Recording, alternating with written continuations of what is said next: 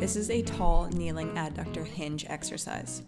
This exercise can be performed in a tall kneeling stance or in a bent over quadruped position. This video will show the tall kneeling stance. To begin, place your knees slightly outside of hip width. The leg to be stretched will step directly out to the side. Foot stays firmly planted on the ground, facing forward.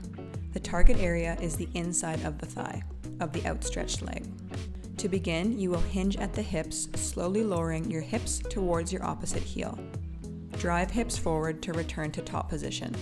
Stretch should be felt on the inside of thigh. Ensure that your hips and pelvis stay facing forward and your torso stays upright and tall. Hold at the bottom of this position for 10 to 15 seconds. Drive hips forward to return to your top stance. To increase tension in this stretch, keep your heel firmly planted and rotate toes upwards. This will allow access to the medial hamstrings as well as the adductor group.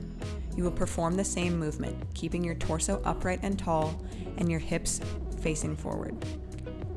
If this alternative creates tension or pain in your knee, return to the first variation with your foot planted on the ground.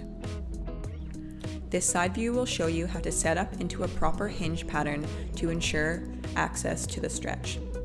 In this tall kneeling stance, rotate your pelvis slightly to tuck your tail and ensure a neutral spine and pelvis position. The tall upright stance will allow you to hinge easier. You can use a dowel, a broomstick, or a hockey stick.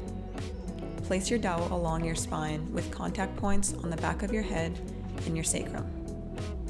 With your neutral pelvis position, slowly hinge at your hips to lower your glutes towards your heels. Once you feel comfortable with your hinge, you can step your leg directly out and towards the side to start the adductor stretch. Maintaining a neutral pelvis, hinge your hips backwards and drive forward to that neutral top position.